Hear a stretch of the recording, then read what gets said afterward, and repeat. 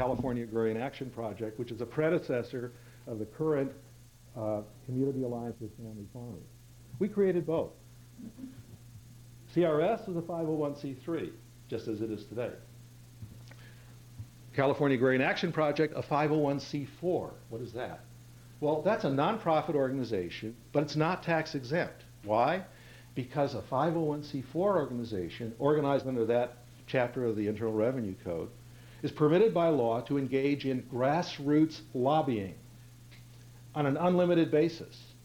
That means writing letters to Congress, writing letters to senators, organizing people and persuading other people to do the same, setting up a table in a shopping center and having people write letters, organizing political protest, organizing other activities that are forbidden for a nonprofit tax-exempt C3 organization. So essentially, we could have the best of both worlds. At the same time, we were extremely careful to keep the two organizations formally separate. No overlapping members of the board of directors. No overlapping staff, paid staff. No sharing of resources. We were very careful, even when we shared a single room, to have a room divider. To have a room divider down the middle with everything that belonged to CRS on one side and everything that belonged to CAP on the other side. And eventually we got to have more than one room, and that worked out much better. But I have to tell you, we did have one telephone that was black and one telephone that was red. You can guess which one was on which side. And we shared staff activities. Paul and Catherine worked on a half-time basis with the very little money we were able to raise at CRS, and I worked as a volunteer. And so the deal was, you had to figure out which phone was ringing as to how you answered it when you had phone duty. We rotated all the chores equally among everybody, right? And so each of us had to sign up, phone duty. So you look at the phone, you say, now is that the red one? If it is, then I'm at the Agrarian Action Project. And if it's the black one, oh, I'm the Institute for Rural Studies. Which was easy for me to do as a volunteer, because I couldn't be charged with any violations of tax law, right? I was just a volunteer. Okay? Probably the funniest call was when we got somebody who asked for the California Aquarian Action Project. And we right away knew that our name was in trouble. At any rate, one of the things that I learned in a visit to La Paz during the Prop 14 campaign, in a conversation, actually my first private conversation with Cesar Chavez, was in his garden. I don't know how many people know this, but he was an organic gardener and spent quite a bit of time, as much as he could afford to each day, working in his garden. And I'm not a late sleeper. I tend to get up quite early, 5 or 5:30, and I get up and I'm walking around the headquarters of the union. This was near Bakersfield, up in the Tehachapi Mountains. I'm walking around, and here's this guy out there working. And I look over there, and I said, my God, it's Chavez. What's he doing? So we go over and we start talking. And I learned that he was a vegetarian, and that he was an organic gardener, and that it was his view he should not try to proselytize those views of how to conduct one's personal life on farm workers, because there were far more important things that farm workers had to deal with than those, but that he believed very strongly in that. And that was something that was brand new to me. I had no idea. The other thing that was new was that I asked him about what was the research capacity of the union. And he said, well, we don't have a research department. And I said, well, every union that I know of does, and it's really quite important, particularly these days when, this is 1976, when things were changing very rapidly in agriculture. You need to keep on top of stuff. Well, his view was that they really should not have a research department, that each ranch committee and each organizing campaign and each essentially arm of the union should do its own research, which I thought had a good aspect to it. That is, people would learn skills and improve their ability to do stuff. But it also had a weakness, in my view, and that is that there were large questions that may cut across all these things. And there may not be enough time for people to think through all the sorts of things they really need to pay attention to. And so I realized at that moment that one of the things that was missing in California was research capacity on farm labor. Even a clearinghouse, a library of information, resources. There wasn't one at UC. They had a few collections of things like, the Paul Taylor papers, but no systematic effort to put together materials. Moreover, there was something else even bigger that was missing, and that was documentation and analysis of farm businesses and agricultural businesses and rural communities in California. Here is an industry that, just to give you something to wrap your head around, The revenues that farmers get every year in California, about 28 billion, that's 3 times bigger than the worldwide box office receipts of the entire motion picture industry. 3 times bigger. And that's before you get to food processing and food retailing. We're talking about somewhere between 700,000 and perhaps 1 million people who do hired farm work here every year. This is a big, big industry. And documenting not only the workers' side, but who are the farm businesses? What are the rural communities like? Is a part of that same process. And so that's where the notion really came from of how we would approach what we were doing. A big gap, so to speak, in information in the state. No resource devoted to it. Documenting labor, documenting the businesses, documenting communities, and at the same time trying to figure out how to serve organizing. The way in which we served organizing initially was essentially with Catherine and Paul, half-time employed by CRS, and in their volunteer time, organizing for the Agrarian Action Project. We worked around reclamation policy. We worked around issues that were quite important in this region of the state. 1974, there was a tomato strike that actually began with Luis Magana Sr. and some of the other folks from Jaripo and Michoacan organizing in the fresh tomato industry. It spread very rapidly to the processing tomato industry up here. And by August of 74, there were probably 10,000 workers on strike throughout the San Joaquin, Sacramento, Yolo, Solano, Sutter, Colusa County regions. On that big old levee as you go toward Sacramento in the bypass area, just imagine more than 1,000 folks with flags with the Black Eagle on them standing on that levee. That's what was going on in 74. It's quite amazing.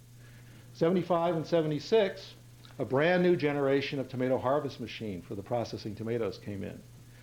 It was one that used electronic color sorting machinery to replace workers who had formerly picked through the crop while riding along on the machine.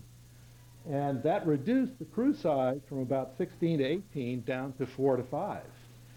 There were thousands of workers who had come from Mexico and Arizona who were stranded in Yolo County, in Colusa County, in Sacramento County, Solano County, as a result of the impact of the widespread adoption of that technology. Thousands. People who had come here, used all their money to get here, and there was no work. No work at all. So we did 2 things through the Agrarian Action Project. We started a farm workers service center in Woodland, which gathered food. On Thanksgiving Day, we gathered over a ton of food, going door to door, knocking on doors and asking for food. We gathered all kinds of other things that people needed, and operated by workers themselves. In other words, done right. We built an organization that workers themselves ran and operated to provide the services through that Woodland Center. And then through the Agrarian Action Project, made that a political issue statewide. I'm not going to go through the details of how that was done. That can be learned another time if you're interested. But we made it into a statewide issue. And it ended up coming full circle around to other parts of the agricultural system. A guy by the name of Jim Hightower, who we talked with, said that you got to pay some attention to the UC Agricultural Experiment Station, Cooperative Extension, the whole land grant system, the way they operate. He said they're supposed to be serving all of the people of rural California. They're supposed to be serving farm workers, rural residents, as well as the farmers. And he said they're not doing that job. And so we ended up with, in consultation with California Rural Legal Assistance, an idea. Why not go after the whole thing? The whole thing. You see agricultural businesses that had done this, the failure of the state to deal with the issue, and ally with the workers. And so a lawsuit emerged that demanded that services be provided, that UC do what it was supposed to do when it was founded, that a co-op extension, if you will, be created to serve workers as well as to serve the employers. And that lawsuit went through the court system for 10 years. 10 years. We won in Superior Court. We won on appeal. But we lost at the level of the California State Supreme Court because the time that elapsed from the initial filing to when it got there, the composition of that court had changed completely as a result of the Republicans. But what that had raised were several things in the minds of everybody. That there was an issue that needed to get attention, and we did get some results out of it. We got some emergency services out of it from the government. We also got some other things that were unexpected. A small farm center got set up at UC Davis. The Sustainable Agriculture Research and Education Program, which came online later, was at least in part a reaction to the threat that we would sue. And we'd embarrass everybody. Several other things happened over there. All research, and I don't know if this is a good thing or a bad thing, history will decide, all research at UC on essentially mechanization technology got stopped. It has not been resumed since. From the day that lawsuit was started to now, it was stopped. That was not our intention, but that's what happened. It shows that just a small group of folks, if they think carefully about what to do and can figure out how to organize as well as to do the information part, can have an enormous impact.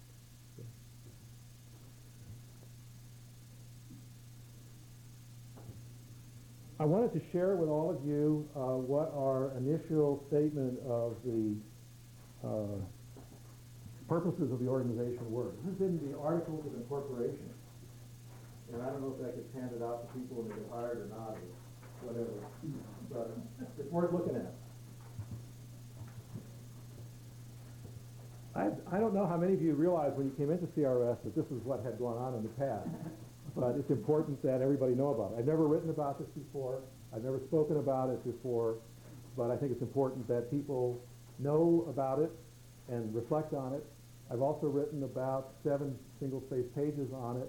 I'm going to do a little reflection on that and then distribute it to people as an internal document, not for publication. Okay.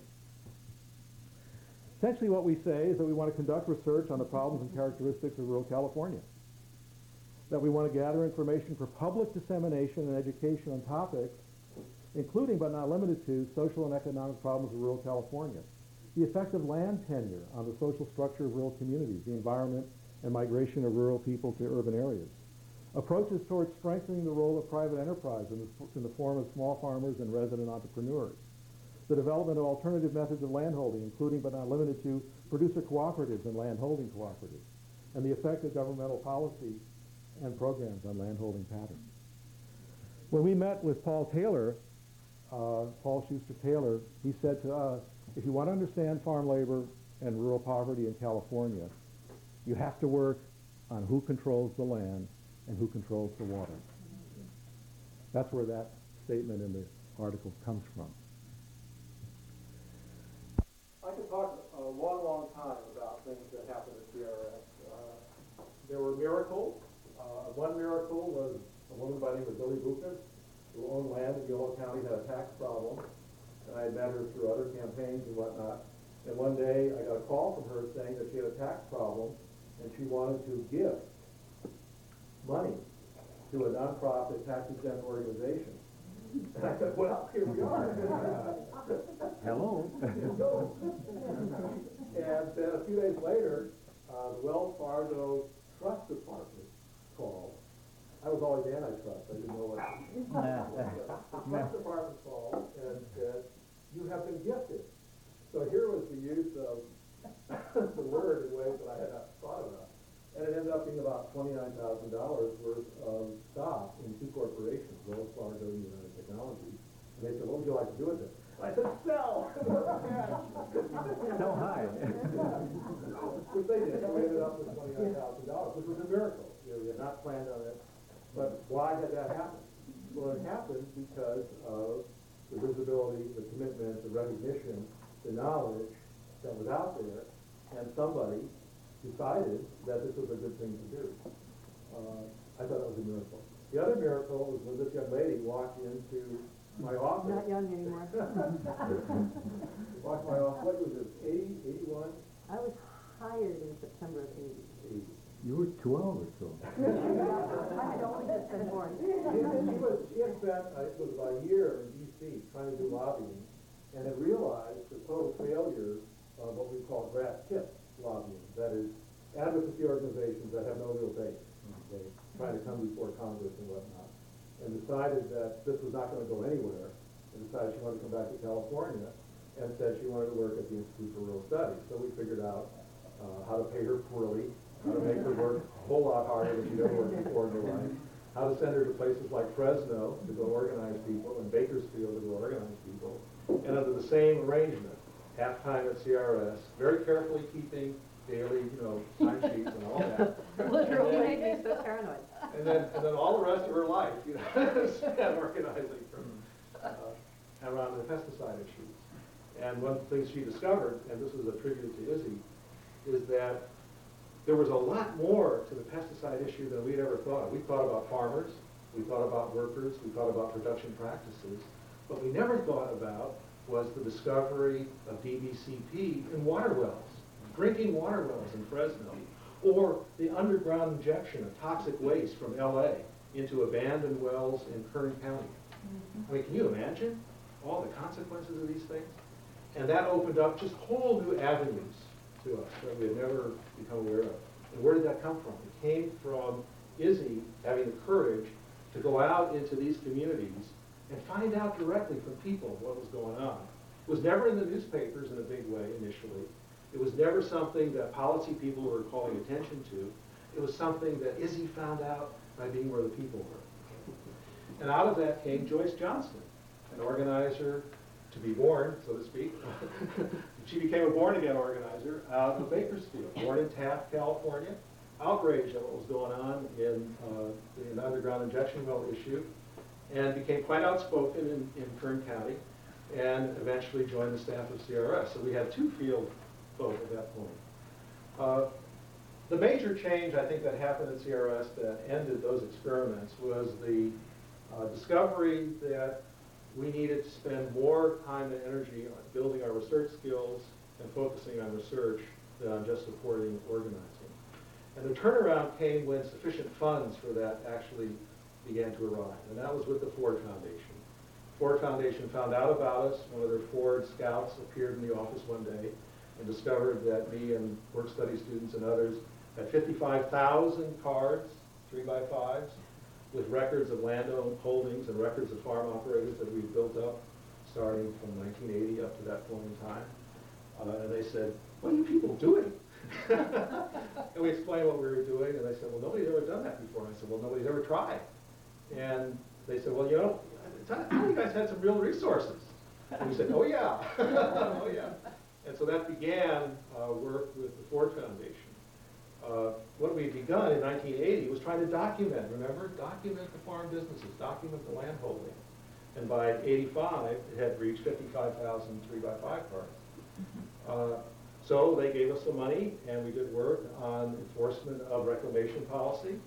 I got paid for the first time in a serious way at CRS.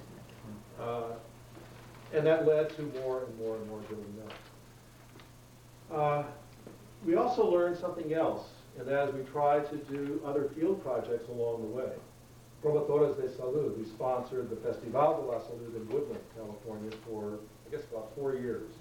And the first time we did it, there were about 1,000 workers who showed up, the Spanish language, basically screening and information about health services and whatnot. And we discovered a lot of folks that needed attention, particularly dental. We had folks that had lumps in their breasts and so forth that needed some attention, folks that had cholesterol. And we found that people didn't really follow up on the referrals that we suggested, primarily because they didn't have a doctor and they didn't have money. Okay? So what we decided to do was to try to create a program that would help with the referrals, help people learn how to use the system. And so we built the Promotores de Salud project, which went on for 3 years at CRS. That was based on recruiting people in 7 communities, starting with Arbuckle, over in Esparto, Dixon, the communities that many of you now know about here.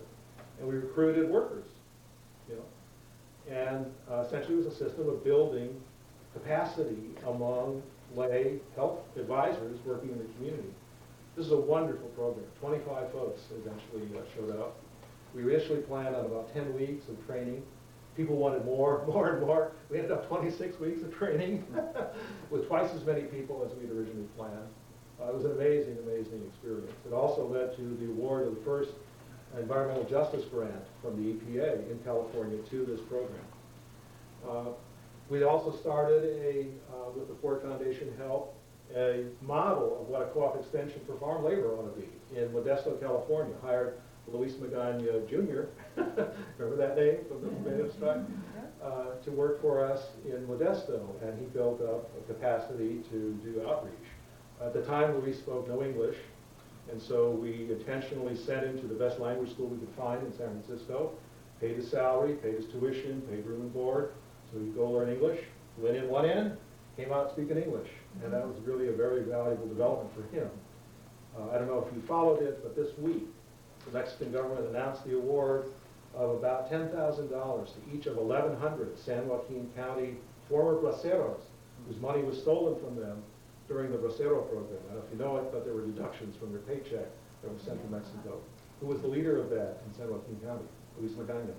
Oh, right. It was a very important accomplishment. Wow, that's fantastic. We also started the organic cotton project that grew out of the alternatives that people were raising through the pesticide work. And coordinated in Albuquerque, New Mexico, the first national meeting of people who were trying to promote organic cotton. Why organic cotton? The leading crop in the use of pesticides in the state of California is cotton. That's why. During the defoliation period, before the harvest, down the San Joaquin Valley, the #1 pollution issue is probably, we don't know it for sure, but it's probably due to the defoliant supplied to cotton. That's why we began the Cotton Project.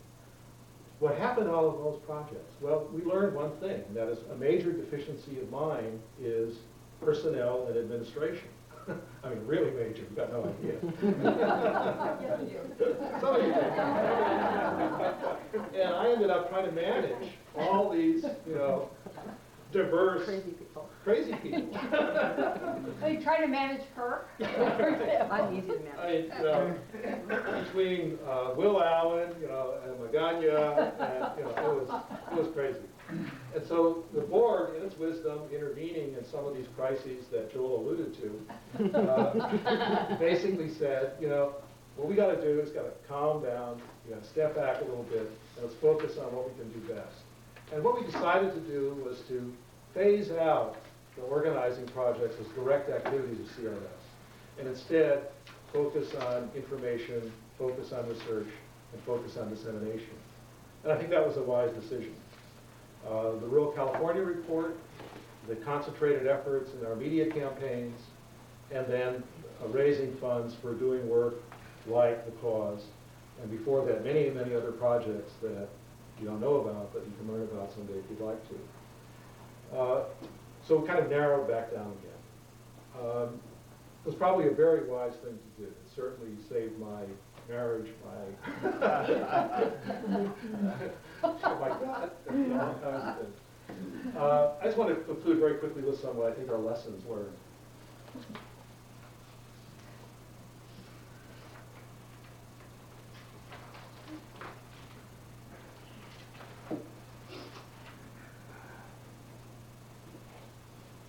Okay. Produce research.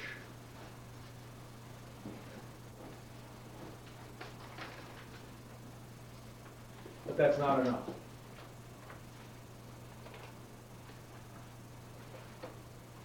That is, I don't think any of us want to produce reports that sit on a shelf someplace and gather dust, right? In other words, figure out how to couple our information with support for organizing.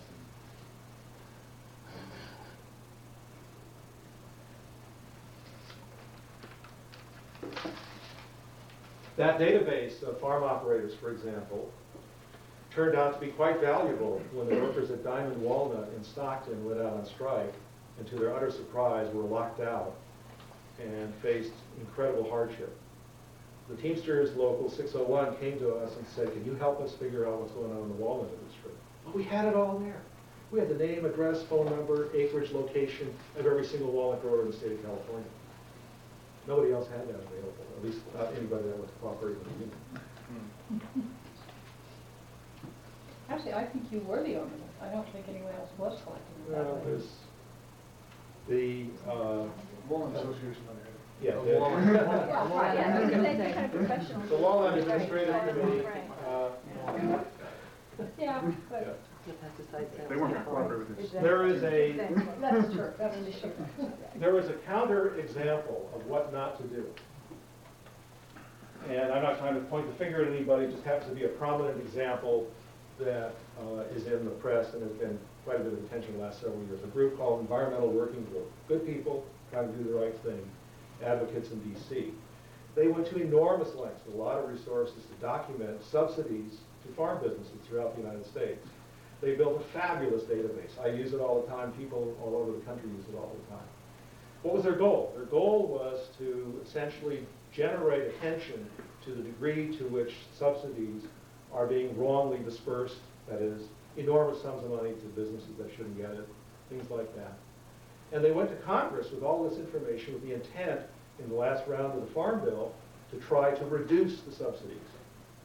They were ignored. They were in the New York Times, but they were ignored. They were all over the country on the web, but they were ignored. Why were they ignored? They had no organizing component. There were no farmers that they were even working with who had come to D.C. There was nobody from the grassroots. The work was fabulous in terms of the quality. The information was terrific. It's the best ever generated. But there was no force behind it. Politics is about force. Whether you want to agree about that or not, that's what it's about. It's about power. So the EWG ended up not only losing, but the largest subsidies in American history were enacted by the Congress. Just the opposite. All of the stuff they wanted to happen, which was a transfer of money to support environmental restoration, it went down the tubes. Why? Because there were more powerful forces organized on the other side, and they had nothing in the way of grassroots. The real reason that the Birth Defects Prevention Act passed in California, something we could talk about at a later time if you'd like, was that due to Izzy and due to Joyce, real people from Bakersfield, from home districts of state senators and assembly representatives, went in and talked to those voting folks and looked them in the eye while they were voting in committee. That's why they voted.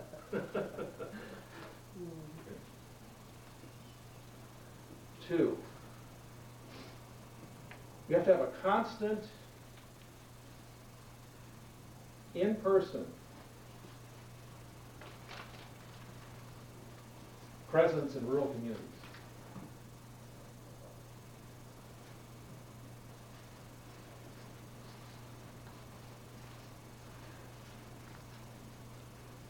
With all the ethnographer experts in the room, that people understand that. Okay. I mean, that's how you find out what's going on. You don't find it out just by reading the paper. When you got to read the paper, you go. Focus on primary investigation.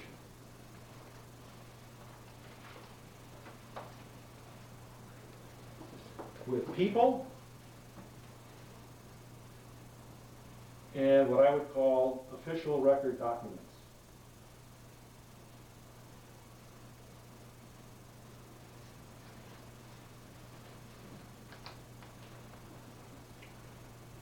Okay. That's really, in a sense, a part of this, but in a somewhat different slant. Okay. One of the strengths that CRS built up over the years was the use of public record documents. And the guidebook, Research for Action, is actually still being used by people. I didn't know that until I got an email recently from some student who wanted some advice based on having read Research for Action. If you haven't seen it, I'll take a look at it. 4, and this I can't stress enough, objectivity, not advocacy.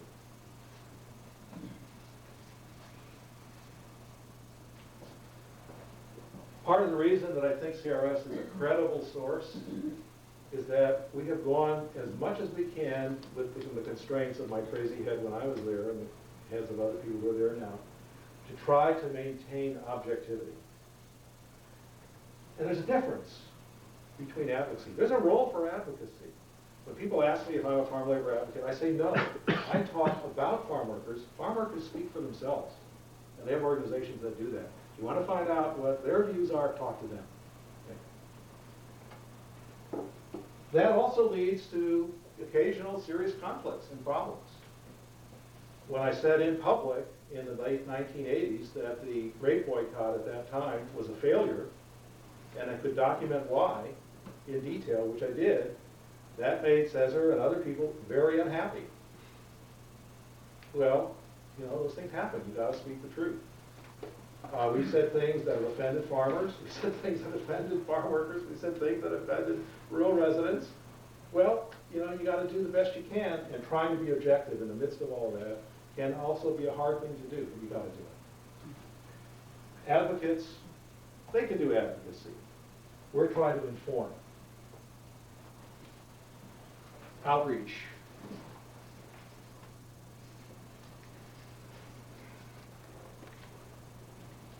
There is no substitute for the in-person delivery of facts and ideas. There is no substitute for the in-person delivery of facts and ideas. Going to community meetings, going to town halls, going to visit with mayors, going to all the places in rural California. Very, very important to do with the information that we have. Then the secondary activity ought to be things like a newsletter,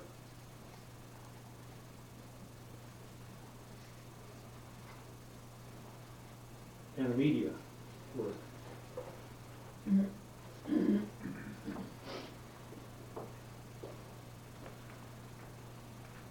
Six, library and clearinghouse.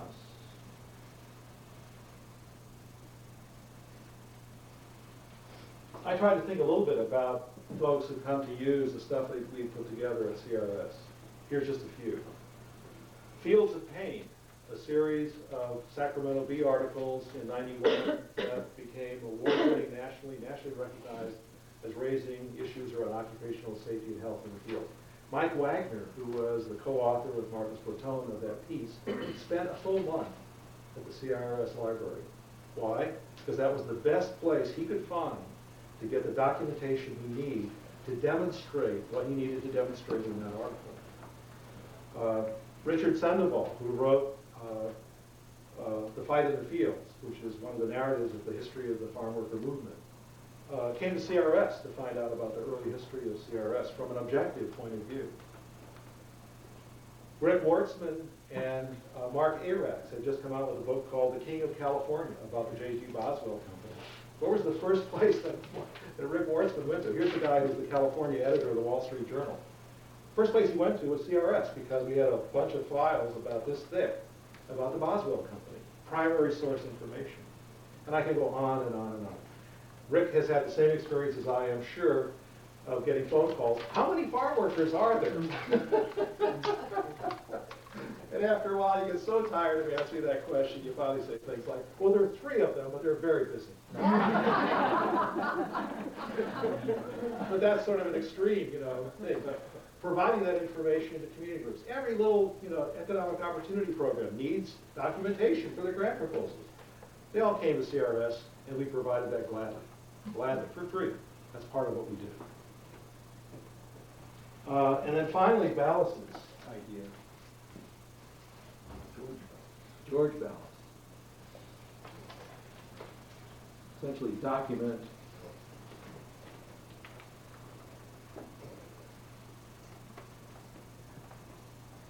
Really fantastic photographer. He's a great photographer, yes. Why? Because nobody else is doing it. Nobody else is doing it. That's why Rick Wartzman came to CRS to get the stuff in the Boswell Company. Okay. And so documenting an industry that's just enormous in an extent. It's a lifetime task for a whole lot of people together. Over the years, I always try to figure out a way to keep that going. Use a little bit of resources for that, steal a little bit from that, do a little bit from this, try to keep that going. So this is the list. I guess I'd close by saying that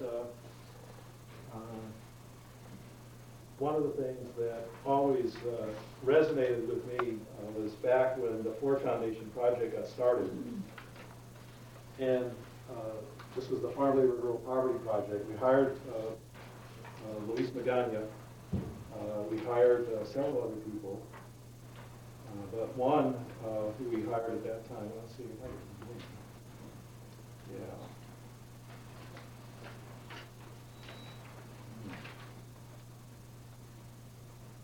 Dave Runston.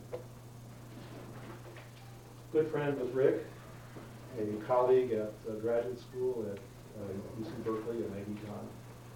Dave Runston was in charge of our research component of the Farm Labor Locality Project. And he was poorly paid, overworked, had much responsibility beyond what he had ever anticipated in his life when he came on board. And at a meeting like this, he was asked, well, why do you do it? And he said, well, you know, when I get up in the morning, I smile when I go to work. And that's what it's all about. Thank you.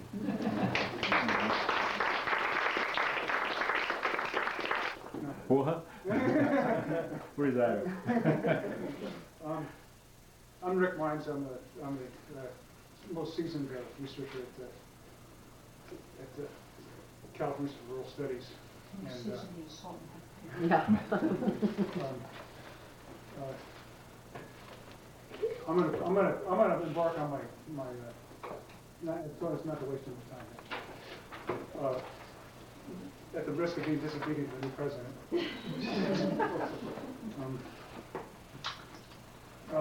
First, I wanted to say that you know, whatever we've accomplished in the health area in CRS in recent years is due largely to the work of Lisette and Disha and Sandy and Lily and Ron and Amy, not just me. And I want to talk about what we've done so far, and then at the end I want to talk about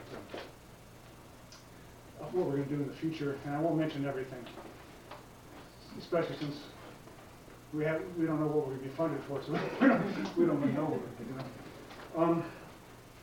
In the last 5 years, we made substantial information contribution about health status of California farm workers.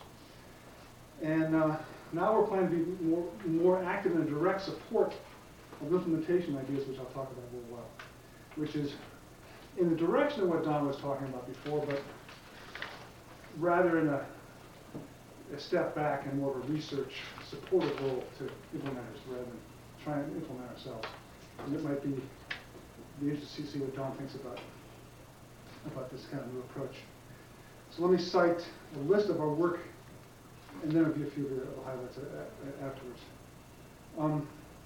The health studies expanded. The health studies work expanded in 1999 with the California Agricultural Worker Health Study, which we call the cause. All farm worker health studies have to rhyme with NOS. So we have to name it the cause. Which is the National Agricultural Worker Health Study, which is kind of the grandfather of these. And then we did another one, binational farm worker health study called BFHS. We didn't call it the boss. We held back from that. These are quantitative studies. Rick, Yes. can you move a little bit just that way? Your lip read, and I can't quite see. Okay, Thank you. I'm No, sorry. you're fine. You're fine. Can everybody hear me? Is this okay? Thank you. That's fine. I'm sorry, what did you say? And then starting in late 2001, we embarked on an ethnographic enterprise that we called the Agricultural Worker Health Study of Oz. In this 2-year project, we sent teams of 2 to 4 people out to 6 different areas, getting really down to the grassroots, and we spent literally weeks living in the areas and gathering data in those areas, all over California coast, the Central Valley Desert. The advantage of this work is twofold. First, we were able to study the farm worker health problem in a local context, like a catchment area context. And second, through in-depth conversations with hundreds of providers, housing specialists, legal aid lawyers from with us, and of course farm workers, we were able to look behind information on health conditions to probe how and why farm workers experience the problems they do, because we've been hearing about these problems and barriers for a long time, but we try to get behind them a little bit. I think we succeeded to some extent. In these studies, we made several contributions to understanding the health of farm workers. I think these studies focus public attention on the health conditions of farm workers, the barriers and facilitators to farm worker health. They've allowed us a full understanding of the binational context.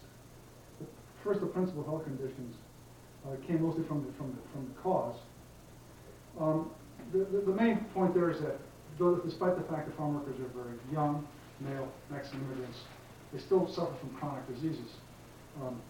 High blood pressure, high cholesterol, and obesity came out of this. Farm work, though it's enervating and dangerous and often debilitating, is not necessarily aerobic at all. Right? It's not like walking or running. It's most of the time. I mean, a young Mixteco harvesting grapes in Napa is running around and he's getting. But most farm workers, most of the time, it's not really aerobic, and so they have these problems. In the for example, the binational farm worker health study, we interviewed both current and ex-farm workers, we found that 1/4 of the population had a chronic disease. So this population, that study allowed us to look at ex-farm workers and show that. In addition to these findings, the study showed severe problems with dental mental health and a series of problems engendered by the harsh and humiliating working conditions they encounter, which needs to be publicized. With regard to the barriers and channels to healthcare for farm workers, we confirmed with many others have found, but add another level of subtlety. The barriers are, everybody knew that the barriers are, lack of health and dental insurance, problems with medical debt, which I think is not as well known.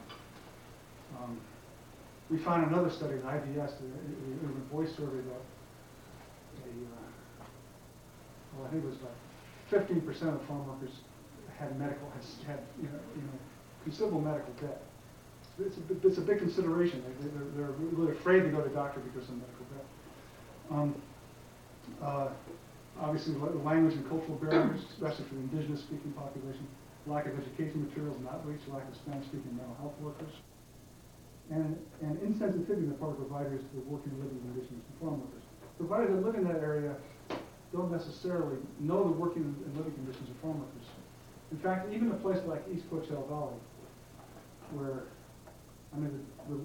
there's hardly any English spoken in East Coachella Valley, but the 15 providers that I spoke to, only 7 spoke Spanish, and only 1 was a native speaker. So you have, even in the places where you think that the greatest need would be, it's surprising it's not there. Now, on the other side, it seems the subtlety for these things. We find, for example, with respect to public transportation, the men generally take the car to work, and the women and children are left providing transportation in often isolated areas, or even not isolated areas they can't get to services. We saw some positive things. For example, in Ventura County, there's Mixteco-speaking people in clinics, in a couple of clinics, which really makes a big difference to that population. It's totally blocked from, the whole thing is very opaque to a Mixteco-speaking person, more so than a Spanish-speaking person. The third element, the binational context, was the most novel and interesting for me. In the binational farm worker health survey, we spent a year in Mexico, and we talked to all the providers down there. And what we find there is that the physicians in those towns have a BA. They don't have a doctorate. They have a licenciatura, and they start out at 23 years old. They go straight from prepa into medical school. And so most in the rural areas they don't have maestrías and so forth. And the doctors are the ones that become the pharmacists in these rural areas, and they dispense medicines. They compete with each other to dispense medicines, in fact. The people that come to the United States are overwhelmingly adults when they come. Look at surveys, you'll see that 90% or so come with 16 or more. And this is what their experience is. They've experienced this rural Mexican environment where the doctors are the pharmacists. Everything happens quickly. There's low-cost walk-in service. There's few or no tests. On-the-spot diagnosis. Probably 85 or 90% of the time they just diagnose and give a pill or a shot. Quick treatment, no history, no follow-up, no pencils ever raised. these areas, good bedside manner. I mean, the local people that come from those areas, you know, they know that the language they incorporate, traditional healings, or they don't object to the people having traditional healing. And then they come here to this country, and with that experience, it's very shocking to look for the long waits, the paperwork. They're allergic to paperwork. You know, rude receptionists, tests, repeated visits. They get angry. The workers get very angry at this system, and so those principal findings are health findings from other conditions. Working to settle the barriers and channels, and this kind of binational insight is what we learned from those 4 or 5 years of work in both countries. Now, looking to the future, we have some ideas about what we're going to study, and I won't mention them all. Like I said, I don't know which ones are going to be fun, but ones that we really think are going to make it. The first one we call AgWise, Agricultural Worker Information Service Exchange. As you know, within the farm worker community, there's a very strong face-to-face communication. They're not necessarily bad communicators. They're able to communicate in their languages and their dialects, and they tend to group with people that they all came from the same area, or from close by towns. And if you go to East Coachella, they come from Kikgan. And if you go to Madera, they came from Chavinda and so forth. They tend to group, and so there's a lot of good communication among the people. So the verbal communication is great, but in recent years we have this promotora system, this intermediary system that's a resolution really very, very effective. It's a good solution to this problem of trying to build communication on a verbal communication network. Because farm workers are never going to be literate. They're going to be sixth grade, and so long as we have the current economic environment, agricultural economic environment, they're going to be average sixth grade education for a long time, because the turnover is so high among farm workers, as high as 20% a year. So the promotor system isn't effective for them, but there's a high turnover, low pay, and so forth. So they need information. They don't have information that they need. So what you need to do is to impose, not impose, but to create a superstructure on top, a technological superstructure on top of this verbal communication that will allow them to facilitate the information exchange. This is what we're calling AgWise. Promotores, as the verbal communicators, and on top of that, try to set up a computer-based system where people can train people to use email, to get health education, do patient navigation, and do problem solving through training people. Obviously, we didn't select it promotores, and then we've already studied this. We got a grant from CPAC, from California Program Access to Care, to study this, and we're finishing the report up on that, and we're doing a big a large grant proposal to a couple of foundations in that. Then the second approach is to foster new programs that address the problems of situational health that Chris is familiar with from his previous experience, and Lisette and Chris are taking the lead on that. We'd like to pilot mental health problems. It's kind of the same kind of deal as AgWise. The model here is we pilot and monitor and evaluate something, then if it works, we try to propagate it, try to duplicate it elsewhere. And our role is to think them up, make sure they work, make sure that the initial pilot's working, and evaluate them, monitor and propagate it. Clinical Aid in Napa has agreed to collaborate with us.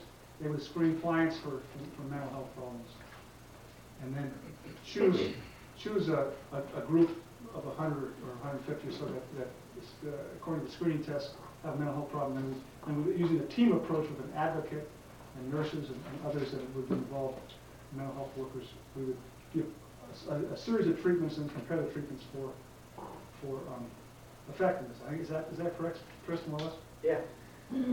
I just mentioned one more. I should let somebody else talk. There's other projects. We have the sulfur project. I won't mention other projects that we're trying to raise money for. The third one I want to mention is that we have a series of evaluation jobs that are kind of big ticket items that For example, the RCAC, the Rural Community Assistance Corporation, got $31 million from the California Endowment to do a housing matched with healthcare grant, huge grant, and it's been evaluated, and Don and I were on the original advisory committee for that, but it's run into some hard times, and so we're probably going to be brought back into that as an evaluator along with the GEARI again. And then the whole thing, the California Endowment has a $50 million agricultural health initiative, which came out of a task force that Don was on, and they're going to be doing an RFP, and GEARI and us are going to collaborate to close it. So I'll stop there, and if you have questions, I'd be glad to talk about these programs, other ones that we have later on. But let somebody else talk. Thanks. Please sit down, if that's okay, everyone. Marcel had asked Rick to say a few words about himself, and I realized one of the things I didn't say about myself when I came in a little bit late and flustered this morning was that in my former life, I lived and worked in Guatemala for 7 years, from 1988 to 1995, and I was mostly there with the University of Wisconsin Land Tenure Center, conducting a kind of on-the-ground monitoring and evaluation program for a land market program that was helping landless campesinos get access to farmland. So that was a really rewarding experience. I had a lot of experience. I speak fluent Spanish and have a lot of experience working with farmers, small farmers and farmers. Also Hebrew, French, which I get to use a lot. How many Hebrews speaking? Yeah, that's right. A lot of Hebrew-speaking farm workers. And actually, immediately before joining CIRS, I was with an evaluation research firm that was doing work with nonprofits, doing mostly kind of social services in a much more urban setting. So much was very happy to get back to my rural roots, as I said, I have a background in rural sociology. So anyway, really happy to be here. I'm passing out a little kind of write-up. I presented this material to the board about a month or so ago, so apologies to those of you who have already heard this, and I'll be brief. Did everyone get one? I've got this. Did everyone get one of these? It's come through the whole group? Okay. So anyway, so I have the honor to be heading up the CIRS Sustainable Agriculture Program, and I should say the reincarnation, really, of the Sustainable Ag Program. And really I think what Don was saying really resonates with me. I really come from a very applied perspective. I really believe that our job is to do research that will help other people that are trying to make the world a better place in their work. And so really I've just kind of, when I came on CIRS, I've been working on the Oz project up until about April of this year. So I've really been devoting energy to this program just for the past 7 or 8 months now. So it's still very new.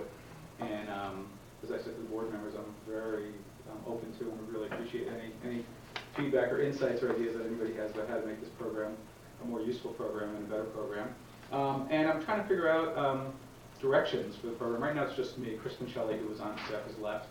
And so I'm kind of on my own right now. And Amber's been helping me out some, which is great. And trying to get other folks to help out. But anyway, trying to figure out where our niche is and how we can really be of use. So the main areas that we kind of have seen where we can help, just kind of from preliminary conversations with folks in the field, is working on a few different areas. One is marketing, which is a really important part of sustainable agriculture. People can produce food pretty well at this point, and there's really not a lot of issues around organic production or sustainable production in terms of actually producing food, but getting into markets in a way that where small and medium farmers can remain economically viable is a problem, especially now with increasing kind of penetration of large agribusiness into the organic sector. So that's one of the areas that we've been working on and we'll be doing more work on. Another area that I'm very interested in is promoting more consumer demand for sustainably produced goods, because again, the production is there. We're kind of working on delivery and distribution mechanisms. We need to work on the demand side now. And I should say, kind of as a caveat too, that increasingly we're seeing a distinction between organic and sustainable agriculture. And organic is more and more being taken over by large agribusiness, and it's really becoming more of a system of what people call input substitution. People are using kind of organic fertilizers and pesticides and whatever. Rick can tell us a lot about that. Instead of synthetic products, Whereas sustainable, increasingly, we're seeing as more of a system, and Jerry can tell us a lot more about this, which is a much more kind of integrated, holistic, dare I say, system that looks at a broad range of kind of agroecological approaches and social issues and, you know, communities, and it really is a much kind of broader vision of agriculture. It's not just how we produce foods without getting a lot of pesticides and artificial and synthetic fertilizers into the groundwater and the air and stuff. So anyway, so that's a really kind of important principle guiding our work here. Also, one of the other areas that we're very interested in is looking at kind of linkages between sustainable growers and low-income and food insecure populations. Food security is a growing movement as well, and we're really trying to work with those folks to try and kind of make it a win-win situation for both producers and consumers, and especially low-income consumers who often don't get access to kind of healthy and organic food. And then finally, an area that really has been neglected in the whole sustainable agriculture movement up till now is social equity or social sustainability. And that's really an area, you know, again, thanks to all the work that Don and everyone else has done in the past, it's really an area that CIRS is supposed to take a lead on right now. And people are realizing that, you know, sustainable agriculture is generally considered to be, it's kind of like the CIRS mission. It needs to be environmentally balanced, economically viable, and socially just. So far, a lot of attention has been placed on the environmental issues and the economic issues. Very little attention has been placed on the social issues. And that, you know, most people when they hear about that, they think about farm workers, and that's probably an area that we will be focusing on first. But we'd also like to take a broader vision of that and kind of look at growers and rural communities and agricultural regions, and even rural-urban linkages as well, and really take a broad view of that. So these are kind of the big areas that we'll be working on. Some of the research activities that we've been doing. Before you go on that, I'm interested in what, thinking in terms of part of what Don talked about and our views of CIRS in general, you see this as a research question to find out where there are areas of inequity, or do you see it as saying, well, we know where they are, we want to develop models for addressing those, or what is your? Yeah, that's a really good question. No, the first question is we don't know. I mean, we really don't know. We have, so far, 3 studies only have been done looking at labor conditions in the organic sector, and that's it. We have kind of anecdotal data about the ways that sustainable agriculture might be more socially sustainable or equitable, but we really don't know. So the first part of it is to really kind of lay the groundwork and find out, okay, what is going on? You know, is sustainable agriculture more socially equitable than other forms of agriculture? If so, in which ways is it? In which ways isn't it? You know, where are the gaps? And then what we'd like to do is kind of do kind of a pilot project, probably in conjunction with CAF, I think, and try and look at ways that we can increase or promote more social equity in sustainable agriculture. So that's the short answer to your question. I'll be happy to talk about it more afterwards. Great. So a few of the research activities that we've been conducting so far is we completed the California Direct Agricultural Marketing Study, which was actually completed before I came on board, and that was a look at direct marketing among small and medium farmers in California. One of the main findings was that, from that study, was that community-supported agriculture, is everyone familiar with that? It's basically a system in which people buy shares, as it were, in farms. That community-supported agriculture emerged as a particularly robust form of direct marketing. And so that led into, that was funded by the USDA Agricultural Marketing Service, and you can find the report on our website. So that led into another study looking at community-supported agriculture in greater depth, and we'll be looking at a range of issues. So that's an ongoing study right now. We're looking at a range of issues, including production, finances, labor relations, community relations, kind of philosophical underpinnings, and trying to get a better sense of how do CSAs work and the different models of CSAs. So I'm hoping to complete that pretty soon, and I kind of took that over from Kristen, who had been working on it, so still getting up to speed on that. And then a study that just began, also funded through the USDA Agricultural Marketing Services, looking at the impacts of the National Organic Program and the Organic Seal on consumers. There hasn't been a lot on that. The organic program has been in effect for about a year now, since October of last year, and really there's not a lot of information about, has it made a difference? Are people buying more organic products because of this? Is it, you know, changing consumer attitudes towards organics or other purchasing behaviors? So that just started, and we'll hopefully have results more later on next year. A couple of proposals in the works. As I mentioned, we just submitted a proposal to the Columbia Foundation to look at social equity in sustainable agriculture.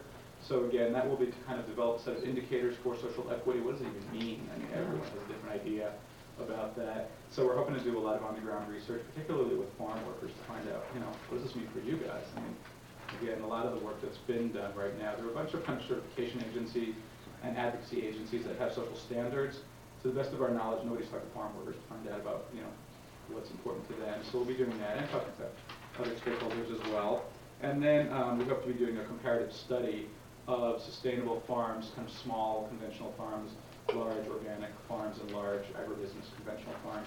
Try and look at these indicators across that typology of farms and try and get a sense of how the indicators fall out and who does better where and what the gaps are and what the barriers are, particularly for sustainable growers to provide better working conditions for their labor. And then down the road, like I said, we'd like to expand that and kind of take a broader view of social equity as well. But first, this will be coming along. And then, again, in collaboration with CIRS, we're talking about doing some farm-to-school research.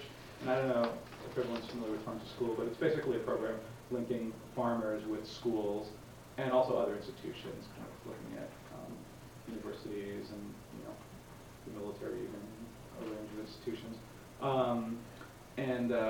Trying to look at an evaluation of the impacts of farm to school on kind of consumption patterns. Are people consuming more fresh fruits and vegetables as a result of these programs? And what kind of spillover effect is that having on their families and people they know, and that kind of thing. And also, we're looking at a study of distribution mechanisms to increase the viability of farm-to-school programs, because right now, it's a lot of kind of one-on-one distribution from the farmer to the school. You know, in schools you can contract with about 20 farmers, and we're trying to look at more efficient ways that a school can just pick up the phone and say, hey, you know, send over a bunch of whatever, and increase the viability of that. And then kind of further down the road, we'd like to kind of turn this into, from sustainable agriculture to more of a sustainable rural communities program. And like I said, just take a broader view of things. So that's it. Yes, Tom?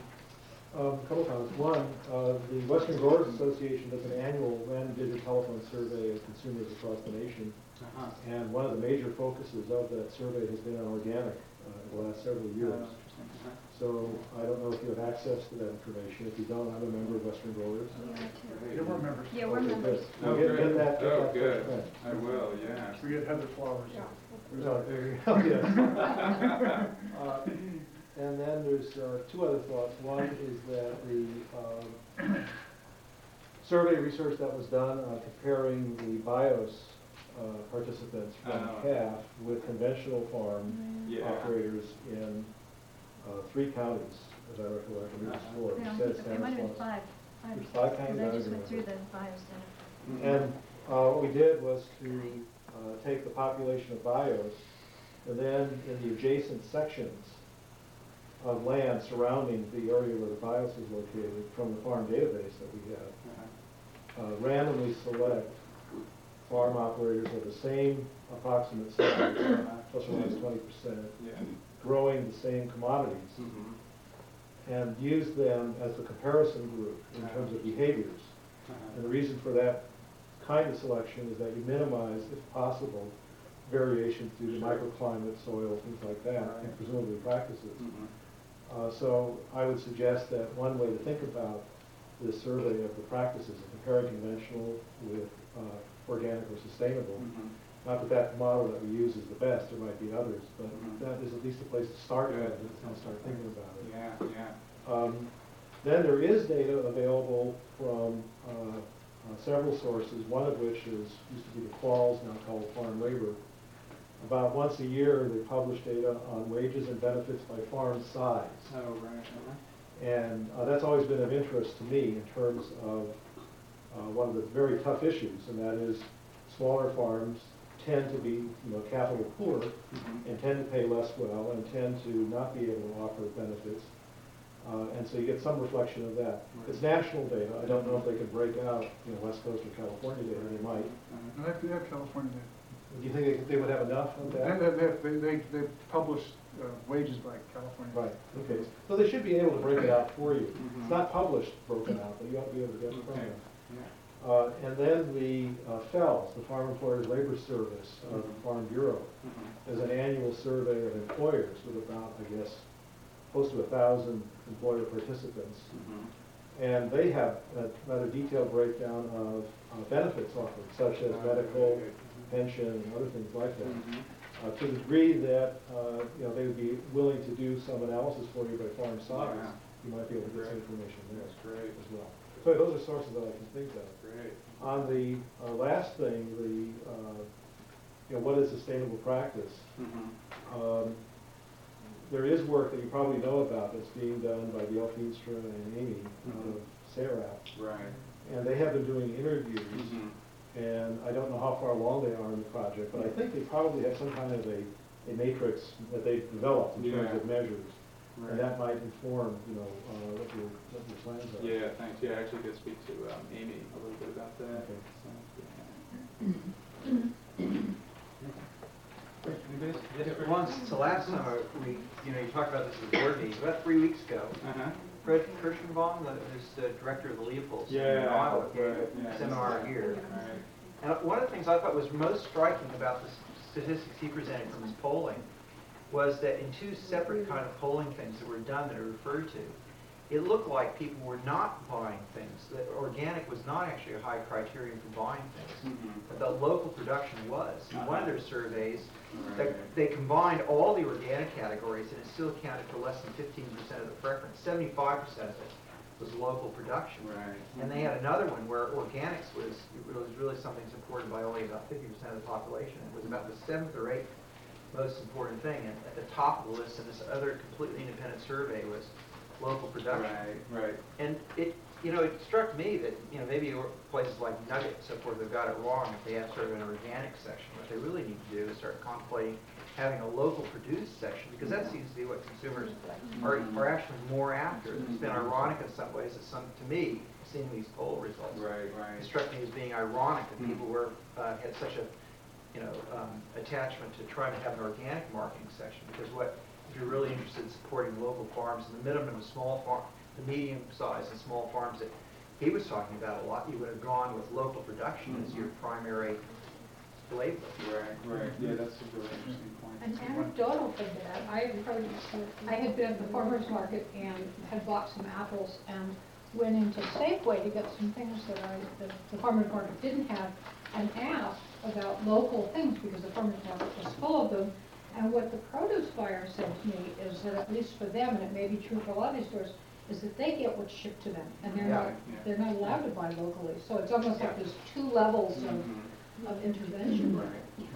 There's been a little bit of stuff on trying to get supermarkets to buy locally, but it's really... Well, it struck me that you wouldn't go with Safeway. You'd start off with something like Nugget. Right, no, I agree, but Test the system, or co-op. Hello. But not everybody has co-op, there's other places. right, no, I agree. I wasn't saying to start with Safeway. I was appalled when we have all this wonderful agriculture in Santa Cruz County and it's being shipped in from God knows where. Well, it's very vertically integrated. But it's very vertically integrated with Safeway, and they control all of the distribution and all of it.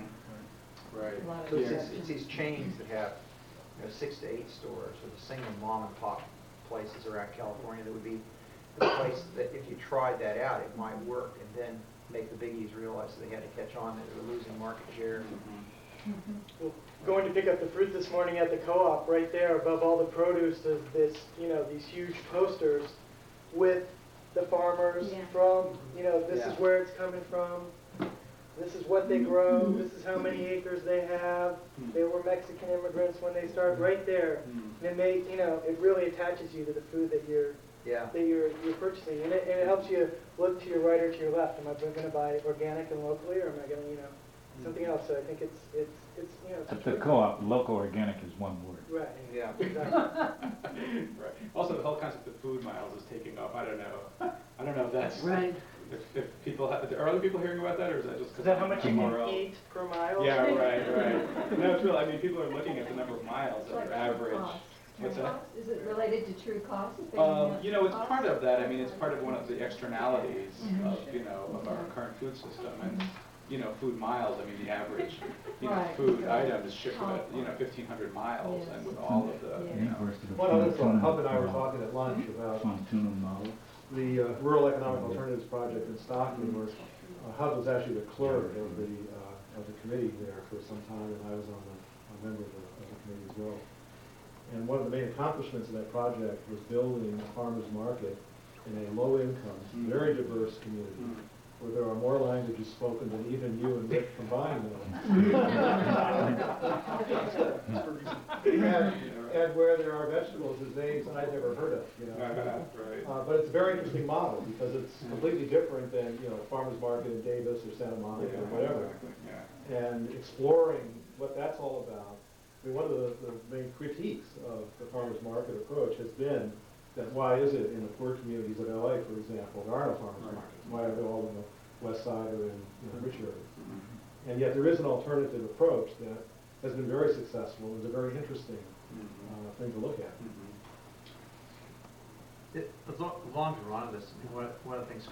A lot of what I'm doing comes out of what's needed right now for the partners that I'm working with.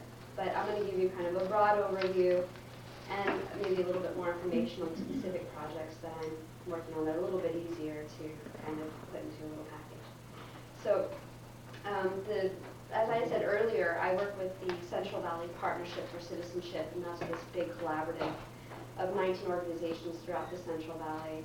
They include partners like the California Rural Legal Assistance Foundation, a lot of American Friends Service Committee groups throughout the valley.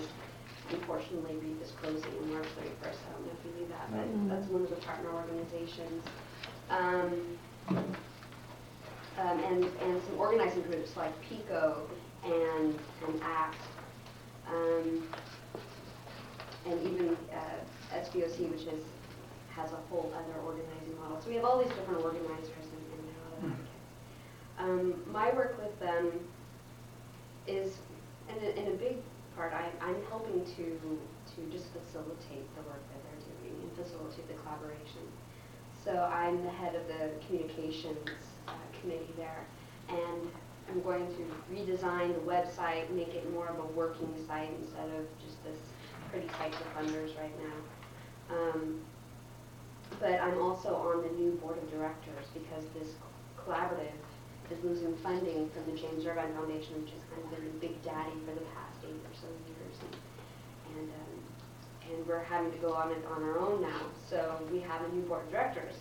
Each organization has one person on the board of directors. So imagine we're really looking forward to trying to make quorum. But but I have this great faith that it's going to happen anyway. So let's see. Within that work, there are a series of cluster groups that are forming around different particular issues like health and farmer rights.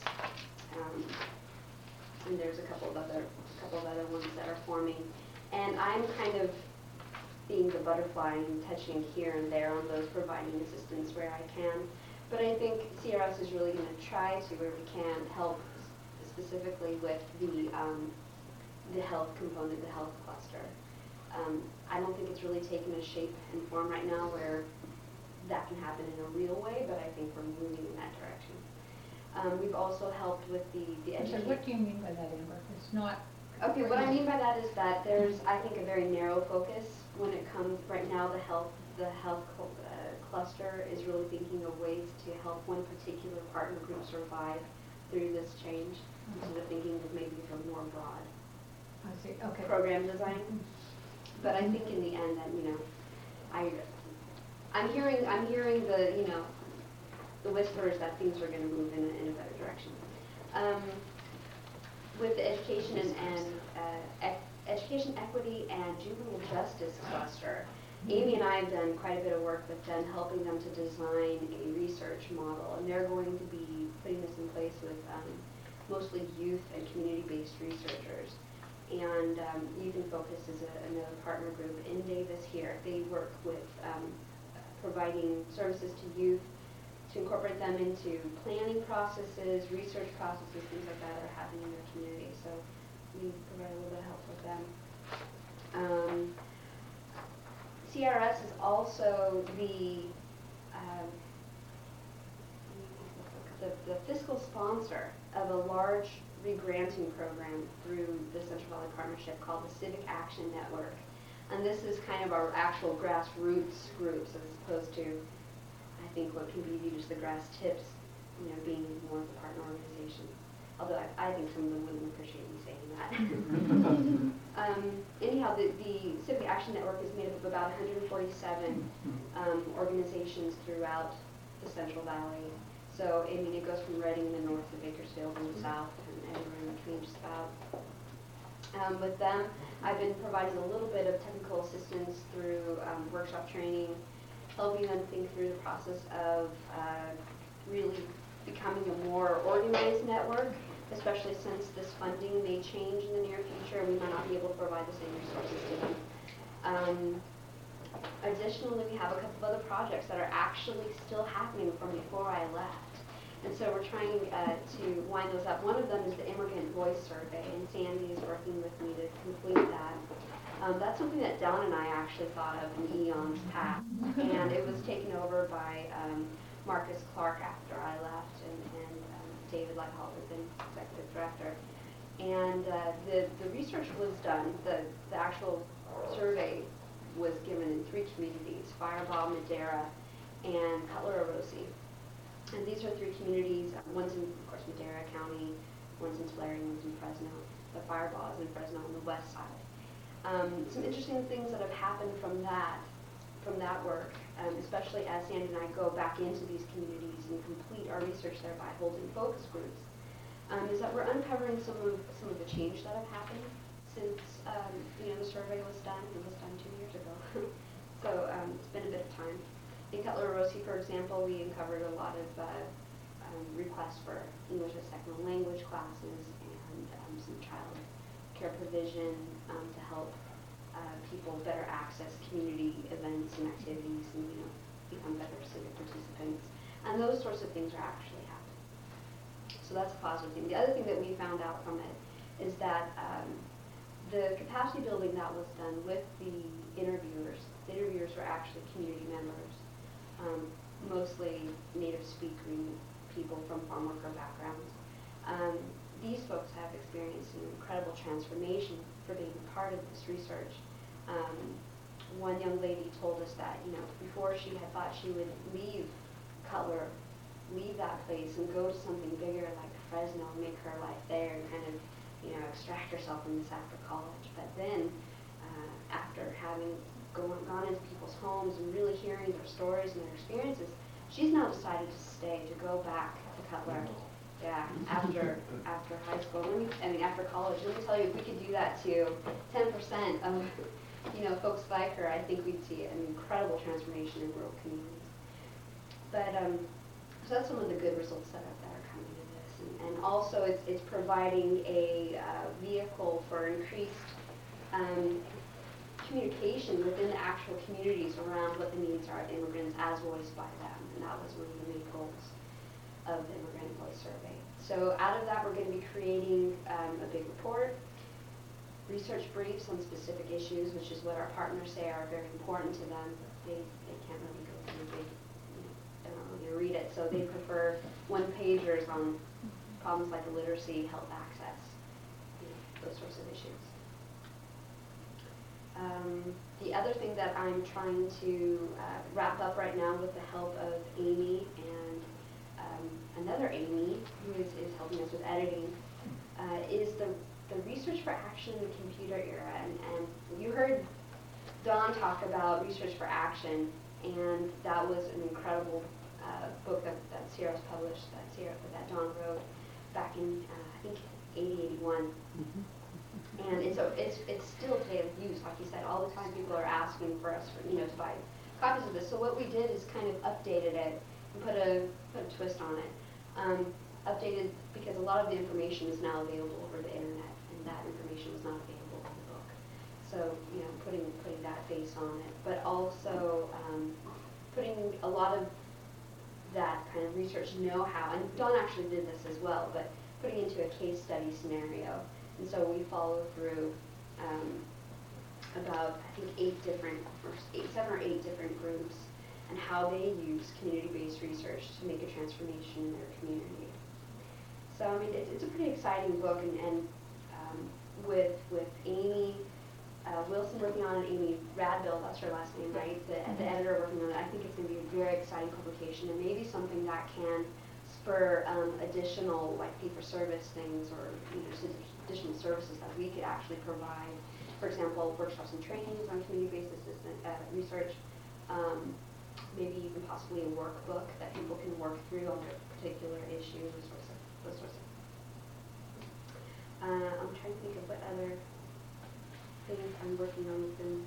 So you can see there's like a lot of different like mini projects here and there with it. Is for a communications plan, something that's integrated and coordinated throughout all of our projects in the organization. So, and I should also preface it, I guess, by saying that in the recent past, we really haven't been doing much of anything I'm about to talk about, except for in kind of small spurts related to individual projects. So this is not to imply that we haven't done any kind of outreach or communications in the last few years, but the idea of kind of having it, you know, throughout as a common thread through all of our projects and research, et cetera. So anyway, diving in.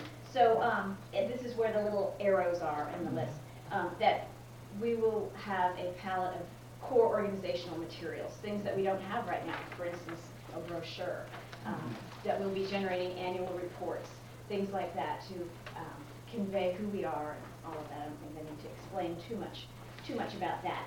Templates that will also present our information to different constituencies and audiences, research briefs, program descriptions, those types of things.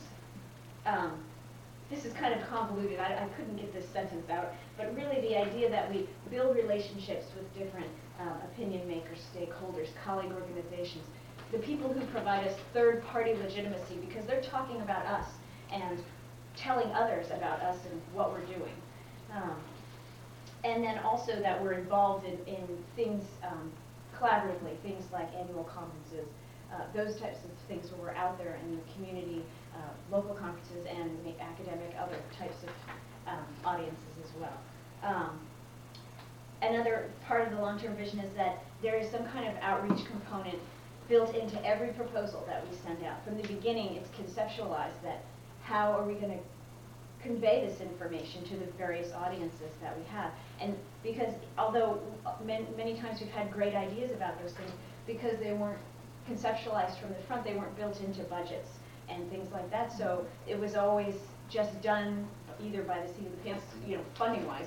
Can we pull it off? Can we figure out a way to cover it? So that right from the beginning, when we're putting together proposals and things, you know, are we going to do a press conference, or how are we going to, or are we going to get the information to people who are going to do that? Are we going to do these community meetings, things that, you know, Don really, you know, explained that right there with outreach and how important it was. So.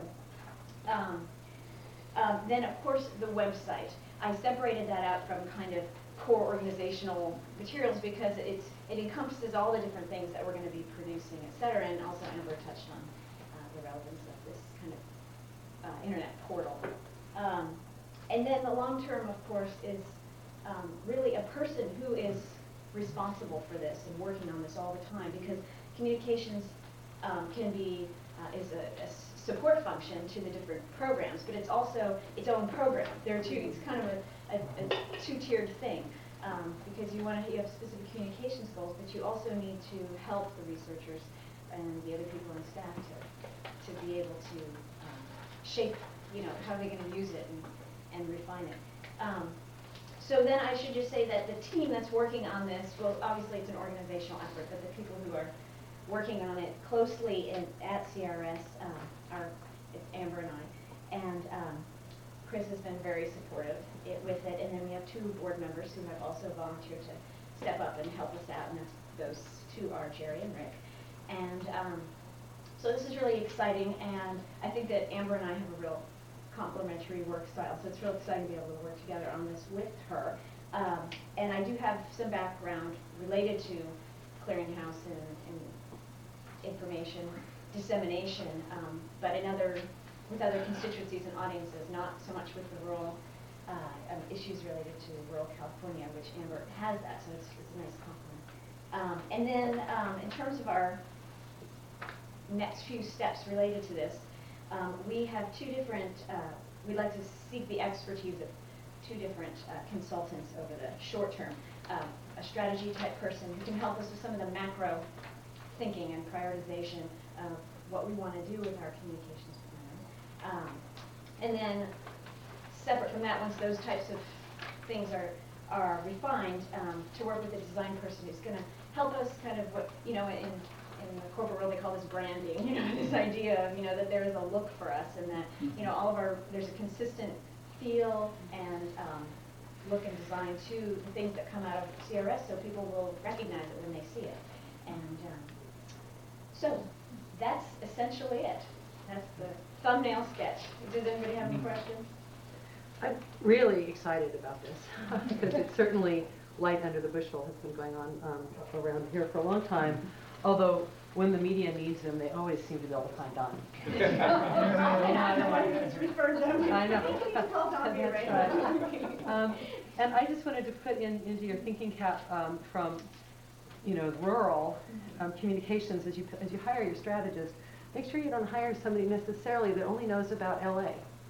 Because it's very important that we decide as an organization and you decide who you're trying to market yourself to, because those guys, they know how to get in LA Times or on 60 Minutes, but is that our goal, or are we trying to get into the Shafter weekly newspaper or onto, a radio weekly show about rural California, or what exactly? The rural media is very permeable and highly controlled, tightly controlled. And we found where I live that we've been very successful in, like, let's say the New York Times does a big article on something to do with rivers. Big finding. Well, nobody in Nevada County, nobody in the entire Sierra Nevada reads the New York Times, except my crazy friends. Except for you. Yeah, and my crazy friends. So what we do, we would immediately call our newspaper and issue a press release on what that meant. Like the government just issued a report, here's what it means to Nevada County. And then we just change the name of the river, and here's what it means to Placer County, and then change the name of the river, and now we're down in Calaveras County. And it's seizing media opportunities. So I'm just making the point because your media consultants. Yeah. I'm Local sure. relevance. What you're saying exactly resonates with us, and the person we have in mind, and he actually he's a friend of mine, but it's also, he's a longtime Yolo County person, and been involved in a lot of local politics, et cetera, and now he runs a communications business in Woodland. And Who's that? Gary Sandy, former mayor of Woodland. And he's really willing to volunteer his time to really just help us get ourselves on our feet with this program. And perhaps it will lead to real business with him and future relationships, and maybe it won't. He just would like to help us out. And another thing I would encourage us to think about is how to get into the Spanish-speaking media. Aspect of CIRS, but it's an area that I'm very interested in. We've done a little bit of work on Rick mentioned the binational health study, and I think it's an area where there's an extraordinary amount of opportunity, and so I just wanted to make a few comments about it and hopefully get some reactions, input, maybe get people thinking along this line, and so that we can figure out ways to move forward with it. In essence, maybe most of you probably already know, but most of the work on immigration, on farm workers, on immigrants, is you're looking at them here and what's going on with them here and so forth. These folks, though, live in a binational, transnational context. So many of them, are going back and forth. Families are home. They're sending money back there. Rural communities rural communities in Mexico are enormously impacted by what's happening with folks here. And there are flows back and forth.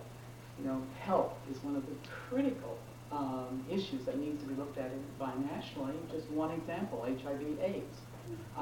There's transfer of diseases back to rural communities, and it's a ticking time bomb. It's really going to be taking off. And it's got to have a binational approach in order to address it. Other areas, education, aging issues. One area that I'm very interested in is sustainable agriculture, because in fact, farm workers who are here, many of them are farmers, small farmers in rural Mexico. They're transferring ideas, technologies, and practices. Some of them appropriate, many of them not. So there are opportunities to identify these flows and find ways to enhance, improve on them, provide support, technical assistance. But to me, most importantly, and this is where I think we really need to figure out how to do it, is impact policy. Because right now, policy is just looking at either here or there. Mexican policy, the Mexican government, both the federal and state, are waking up to the phenomenon of these transnational flows, binational flows, and particularly because of the money that's going back. Estimates are anywhere between $9 and $11 billion a year are being sent by folks who are working here in $150, $100, $200 increments back to their home communities. This is not top to top money. This is roots to roots kind of money. Research has shown that most of these resources are used for family subsistence and maintenance, but there's a portion of it that's being used to set up small businesses, to improve farming practices, pay health care, on and on and on. And the multilateral agencies like the Inter-American Development Bank, the World Bank, even AID, some of the foundations are getting interested in this phenomenon and saying, oh boy, this is a way to stimulate rural development in Mexico. But right now they really don't know. They don't have the information and knowledge as to how to do it effectively at the local level. They're still coming at it from very much of a top-down approach. So with our research capacity and our experience, Rick's worked in rural Mexico a lot, Ron's worked in Central America and Guatemala, I worked in rural Mexico. I think we have some real skills to offer in this regard. Could I just say also that the bulk of the remittance to Mexico, almost 75, 80%, perhaps as high as 80%, is being sent by undocumented workers. And the 12 billion that they're talking about, 5 years from now, 15 billion, is the number one economic leg of Mexico as opposed to oil and tourism. So that's also an incredibly explosive issue.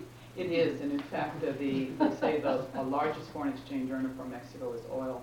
Number two is foreign direct investment, and very close after that is migrant remittances, and competing, sometimes outpacing manufacturing exports as well as tourism.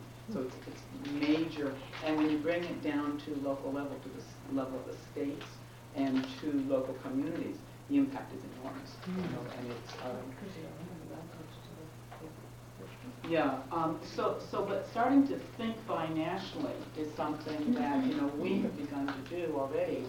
And just one example, like Lily and I worked in Napa, and you start to identify, well, where are people from? And you start to construct networks. And this is just one little example. I'll pass it around. But Napa, here are 10 home sending communities where there's already a significant number of people from these communities in Napa.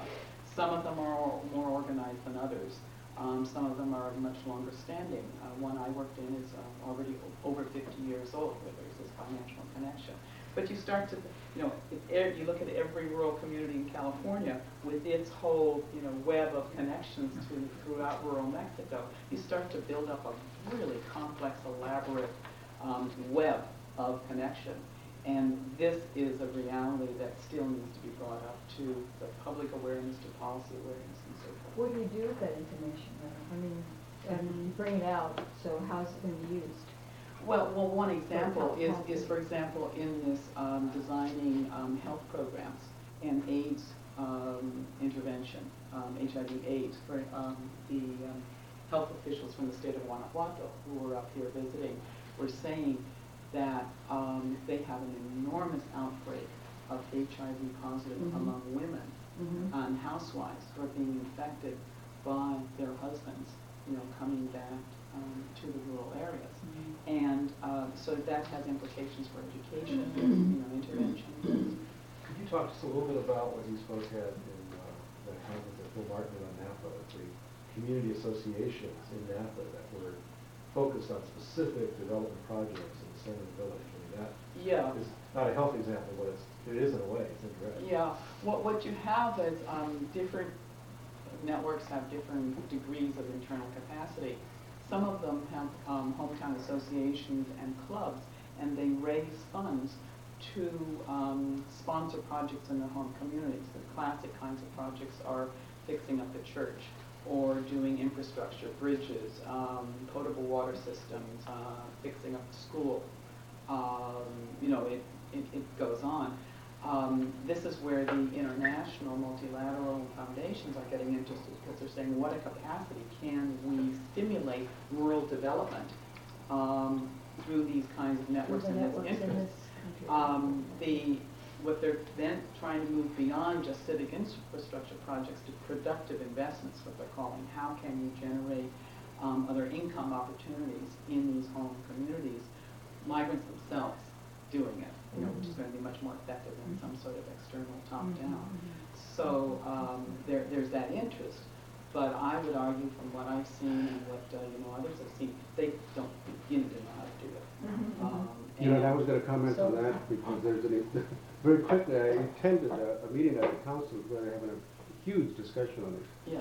There was maybe 100 farm workers. Which council? The council here in Sacramento, Mexican.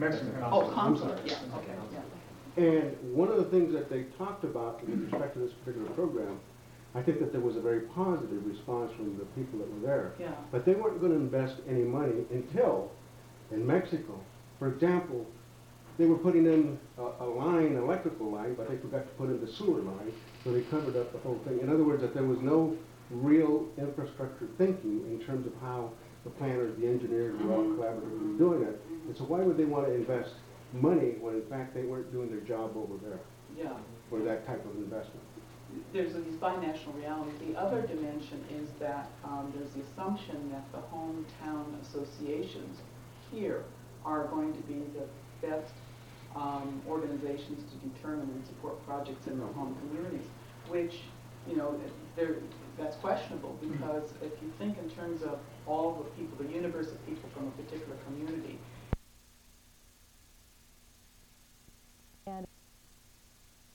Involvement with CIRS. CIRS is one of many community-based activist organizations I've been with. I work with Global Exchange and also Food First and many other groups. But the main thing I want to tell you is this. I've been to a bunch of conferences, and I went to one book display. And one book that really attracted my attention was called How to Go Home from Work Energized. I said, God, how do you do that? So I flipped through the page, I spread around it, you know. I said, God, could it be yogurt? It could be, I mean, is it sex? What could it be, you know? Green tea?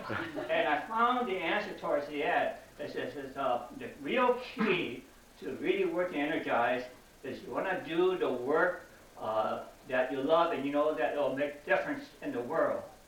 And so that means that almost every of the public interest groups have that kind of outlook. So if I look at the room, and if I know that you're a little tired, you must be working for CIRS. That's good. Jerry?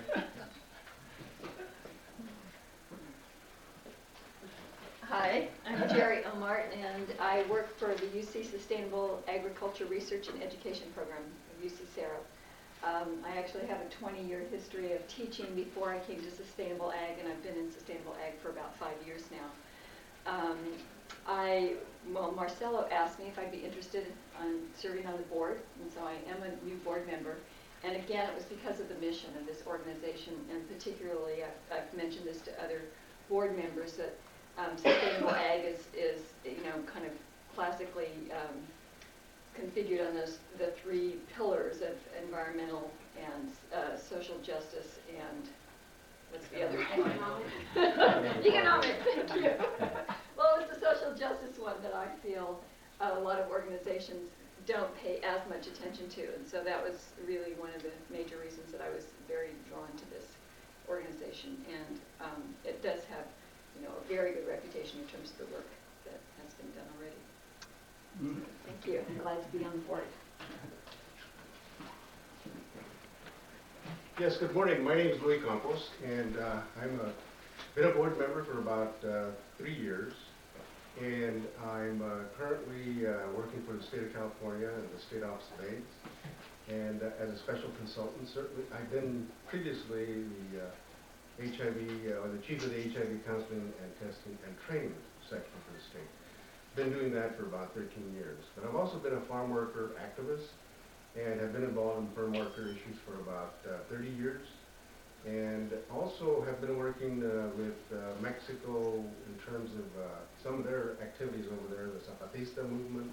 And I gave a presentation to CIRS staff here about 3 weeks ago. And also have been doing some documentaries in Mexico that have to do with HIV and AIDS, and especially in the hospices and people dying of AIDS, and basically stating that there isn't much participation from Mexican government to deal with those kinds of issues. I think that's been a little bit of a sore issue with some of the policies and the politics in Mexico. The other thing that I'd like to say is that I'm certainly very happy to be here with CIRS. After a long and powerful political struggle this morning, I was appointed or elected as vice president of the organization. In other words, you resisted and they... But after a few punches here and there, you know. Thank you. Joel? I'm Joel Levinson. I've been on the board for about 12 years. I'm a labor lawyer in my present incarnation. I used to be a philosophy professor before that. And then I was drawn to the organization because of its progressive politics and its action in the farm work community. And I try to contribute my labor counsel to this organization from time to time, occasionally extracted from difficult litigation. We're going to skip you. Yeah, because I get a whole bunch of time. Yeah. Okay. I'm Jane Doyle, and until recently, I would have to say I've been on the board since the time of the flood, I think. I was literally, in some ways, I occasionally can't get to meetings because of floods. Don recruited me back when he was the director. I've never been quite sure why, but I always appreciated it. I have a long history, as many of you do, of activism. I was actually a member of SDS and worked in Newark in the economic project there, and have been doing activist things most of my life. My most recent incarnation, I teach English as a second language to predominantly farm workers and farm worker families. So that's sort of what my concern and focus is right now. Is I live in Santa Cruz and work in Watsonville, and all the issues that face that population, not just education, but jobs and just general acceptances and being able to have driver's licenses and whatever. And I'm also a photographer. I'm a landscape photographer. That's probably, why I'm drawn to CIRS. For the same reason everybody else is. I mean, this is one of the greatest organizations that exists. And how many organizations are there that try to combine not only the parts of the mission statement, but both activist and research academic, so that the two worlds that can each feed each other and help each other have a place to come together and work. And that's what has always drawn me about this organization. My work life, I met the mission, ties in a way with what I do in my work, because we sell the food, but somebody's got to grow it and harvest it, and then the co-op tries to encourage people to purchase sustainably grown and sustainably harvested food. So it's good to be here. Thanks. My name is Ira Stein, and I'm sort of a past person, a past board member, past president, past California person. I leave, I go to Arizona. But my newest job is being a advisory committee person, so I'm very pleased to, at least I think I am anyway. Yes. So that will be my new role with CIRS. Joel actually was the one who recruited me, and Marcelo actually at the same time. So I thank him very much for that. It's been a very rewarding experience, that's for sure. And it's been very nice being associated with with all the people from CIRS and the mission that it stands for. I've been very proud to work with the group. So that would be it. Oh, I'm going into cotton. So if anybody knows anything about cotton. Really? Giving up tomatoes and peppers? Giving up tomatoes and jalapenos. I'm a bum too. I love this pepper. Yeah, I know. So we'll be getting into breeding cotton and Phoenix and other places. So anyway. Should I go? I guess I'm the first staff member. I'm Rick Mines, and I'm a data gatherer. I've been gathering data for 25 years as a trained agriculture economist. I've been working with rural Latin Americans almost my whole adult life. I went to Peace Corps in my early 20s and have been relating to them my whole adult life and feel very strongly that the human rights violations that they have to put up with on a daily basis is wrong, and we should do something about it. And the careful research that is done at CIRS is also something that's very close to me, and so I think we put together a staff of people that's really doing careful, effective research that's going to make a difference. Easy. My name is Izzy Martin, and I have been associated with the California Institute for Rural Studies for about 25 years. I have been a staff person. I was acting executive director during one of Don's times in Germany for 9 months, I believe it was. I served on the board, and then I became the bad board member that never came to meetings because I was elected to a different board, the Board of Supervisors in Nevada County, and I was being tortured and flogged daily up there and couldn't get away. Come and have fun with you guys. But fortunately, the powerful corporate wealthy interest managed to get behind my opponent and throw me out of office, so I have time again to do real activist work. I now work for the Sierra Fund, which is a foundation, and which is a very interesting experience to be on the other side of that table. Giving away Thank money you, God. One of my very wealthy friends who made his fortune in the organic food industry founded Mountain People's Warehouse, became a multi-millionaire, and then had a problem with his income and needed to organize it as a foundation, and I stepped up to the plate. And he's such a funky guy. He's a funky guy, that Michael Funk. And anyway, I helped establish the pesticide program at CIRS and learned community organizing from Don Villarejo. Okay, you're on the spot now. Hi, I'm Elia Gallardo. I guess my connection with CIRS is actually going to have to be lifelong also. I'm from a farm worker family, so obviously the work that CIRS does that focuses on farm workers is near and dear to my heart. In particular, I became a board member when the first cause came out, and I consider that groundbreaking work on farm worker health, so being associated with CIRS was really more a privilege for me versus anything else. By training, I'm an attorney. I used to work with an organization called, that just makes me really nervous, I used to work with Líderes Campesinas, which is a peer-to-peer women's promotora program. I actually was one of the original people there, so it's really wonderful. And now work with the California Primary Care Association, focusing on policy, the intersection between immigrant, rural, farm worker health issues, which is why, again, the health connection with CIRS. And now I'm focusing on the budget and hoping that our new governor can annihilate the poor. Thank you. Ellie is also the only person who calls CIRS Sears. Well, I'm Rick Roush, and I think calling it Sears is a good idea. It's pronounced. I'm the director of the University of California statewide IPM program. I ended up on the board because Marcelo brought it to my attention, and he was also my real estate agent. And he attracted me to the idea that it was, the emphasis on health of rural communities, and a big part of what we're interested in is sustainability of agriculture, the health of rural communities and people who are working in those places.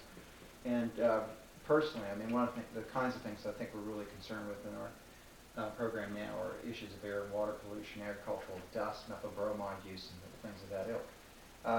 So that's what attracted me to get involved in it. My training is as an entomologist. I was an undergraduate here at the University of California, Davis in the 70s, and in fact, IRS first started working on cotton in 1975, and I've probably not a month has gone by since. I haven't done something on cotton ever since. All right, you're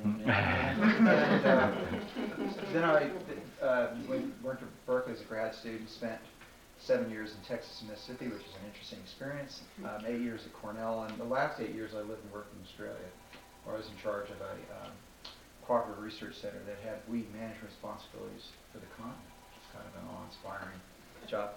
And probably because I didn't think fast enough this morning, I ended up being elected treasurer.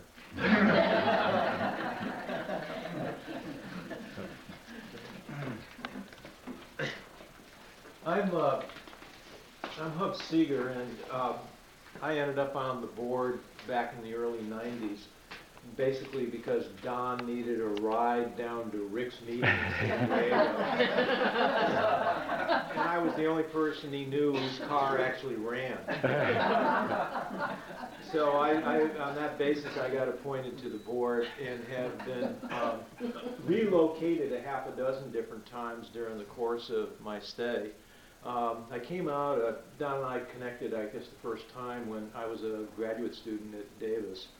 And through mutual acquaintances, I got to know his work.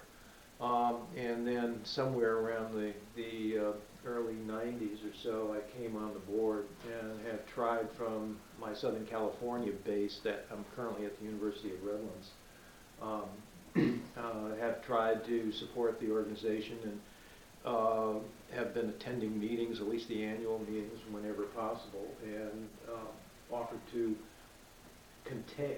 sustain my connection with it by moving to the advisory committee so I could continue to be aware of what CIRS is doing and wherever possible contribute.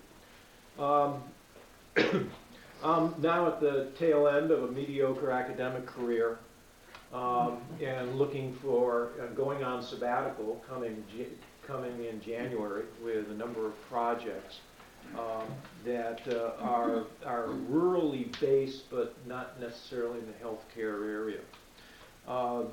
My immediate link comes from 2 tours of duty with United Farm Workers, starting in the late 60s through the early 70s. And then after I had gotten my degree at Davis, I was asked to come back and work as a staff economist when the UFW was being assaulted with lawsuits. So I ended up doing lawsuit damage analysis, ended up also in negotiations and mediations and wage studies for another 2 years. And one of the feedbacks that I took advantage of was 2 years ago as a visiting professor at Menlo College, and with Don's support, we staged what I think is the first college-based conference on Cesar Chavez and the United Farm Workers. And Don was one of the key players and came over and joined us for an extraordinary panel session we had. And it was a 2-day event, and we were very delighted with it in that. And we've continued to do some stuff with the Southwest Labor Studies on farm worker organizing. They're meeting this coming April down in Tucson, so another program's going to go on down there. So I'm staying active and would very much treasure my continued relationship with the organization. And I think as Jane mentioned and others about the mission, going from institution to institution, mission is always in the discussion. And what I realize now is that over the course of the 10 or 12 years I've been associated with it, we've worked on the mission. We've fine-tuned it, we've wordsmithed it, but it's never moved out of its three-pronged, the stool with three legs on it. Those legs have always been solidly anchored to the ground, and we've just kind of massaged it. And I think that's one of my convictions on the worth of this thing. It's really embedded in what it believes in. So I'm just delighted to be up here this morning. Thanks for coming. I'll save everybody some next time you come out here. I'm Amber Lopez. I'm one of the staff members of the California Institute for Rural Studies. I am a program manager for our work with the Central Valley Partnership for Citizenship. That's a pretty big collaborative of 19 organizations throughout the Central Valley.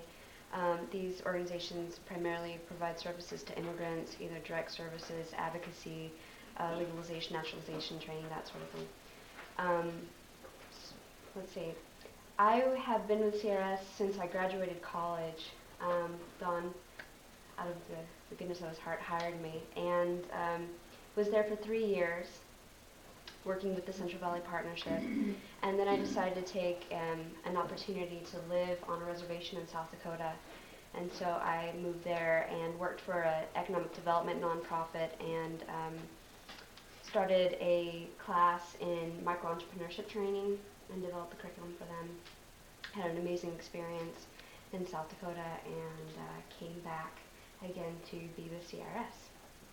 After I did do a brief stint with doing some ethnography with the Maidu Indians up north in California. But I'm happy to be back, and I guess I'm going to get a little bit more of the floor later on and tell you a little bit more about the work that I'm doing specifically. So thank you. I'm happy to be here.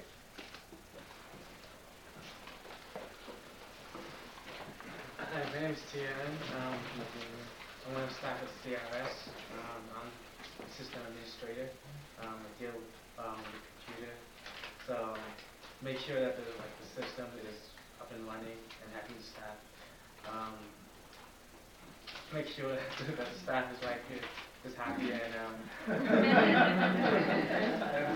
if things go wrong, that's what we counter. The computer. You got a good job. That's about it.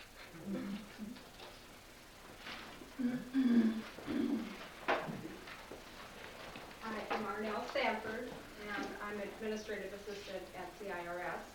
My first experience with a nonprofit after working in the corporate world for many years is I worked at Children and Families Commission in Woodland on a part-time basis. Kelly Temporary Services put me there. Well, when Rosie was expecting her baby, Kelly placed me at CIRS. And I thought, what a great place to work. And I love the mission and the work that everybody is doing. So I hope with me being there, I can make a difference in what you do.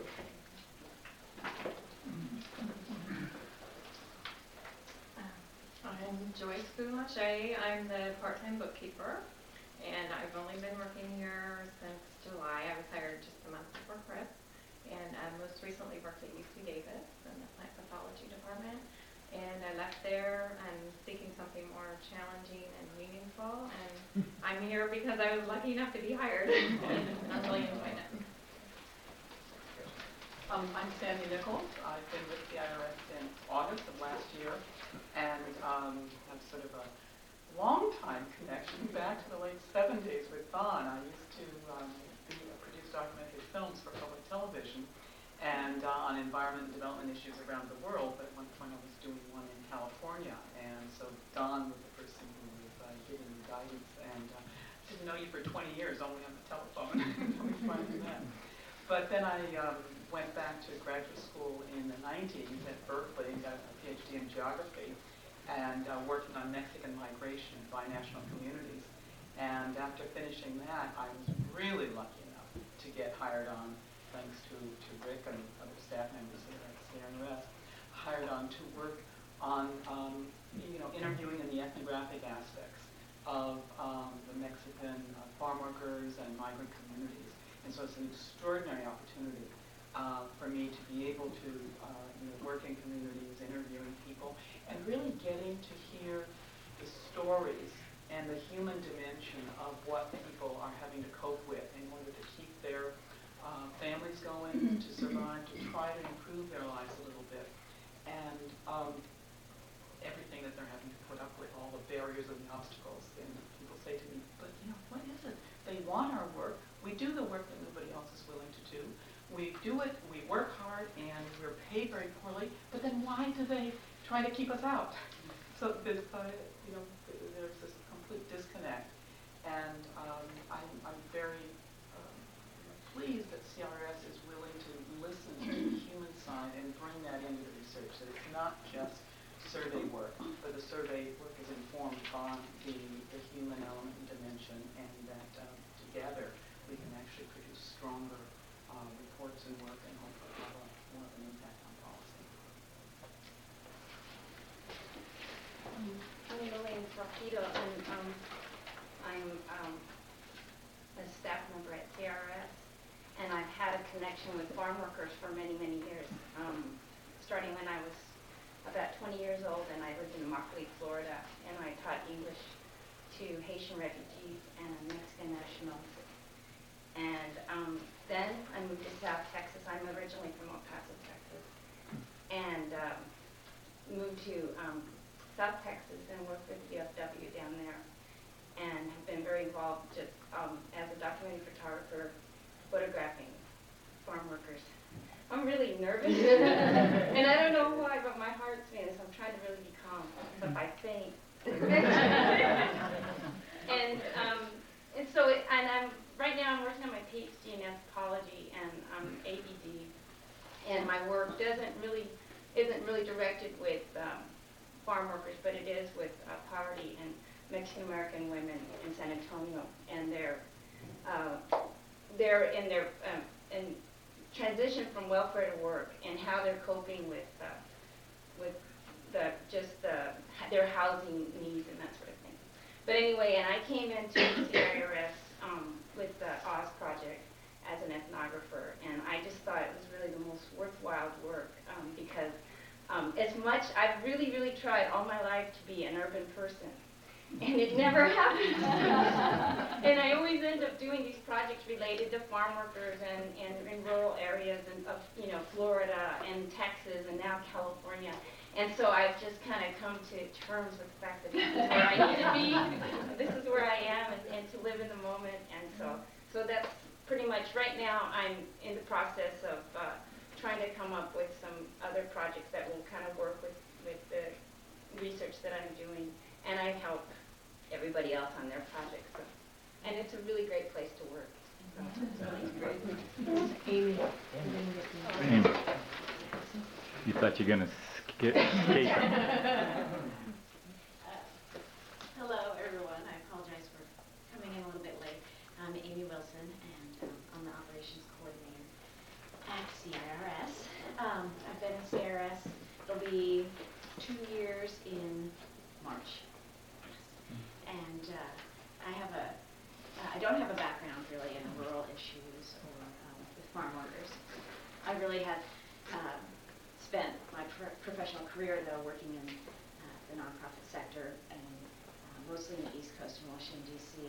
in a variety of social change organizations. And so I kind of consider myself to be a nonprofit generalist because I've worked in advocacy, I've worked in policy and program management and fundraising and communications, and kind of the range of things depending on what's needed in these small organizations.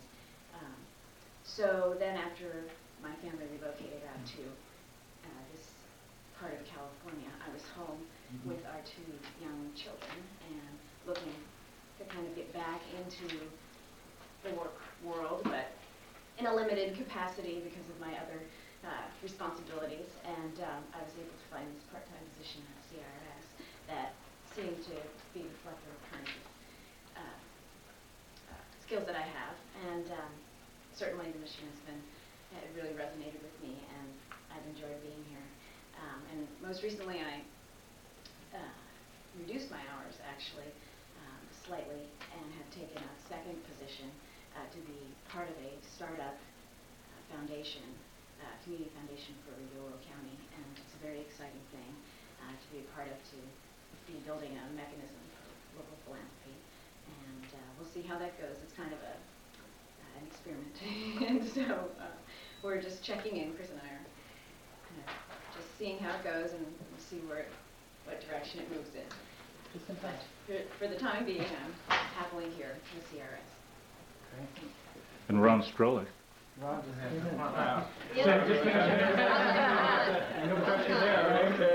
Okay. no bathroom. Hi everyone, I'm Ron. You're gonna have to tell us more than that, Oh, actually. okay, what am I saying? But my favorite color is blue. I like dogs. What else? What else? Just introduce yourself. We're in the log cabin. What are you doing at CIRS and what you're interested in? Okay. What brought you to CIRS? Okay, well what brought me to CIRS is the amazing work that CIRS has been doing around rural issues in California for the last 25 years. And I have a background in rural sociology, got a master's in rural sociology from the University of Wisconsin in Madison. Yay, Marcelo and I are old pals from there. And I'm currently heading up the Sustainable Agriculture Program. And I've been at CIRS for about a year now. And I'm thrilled to be here and to be working with all of you. Anything else? We're going to hear more from... Dave Runston was in charge of our research component of the Farm Labor Real Poverty Project.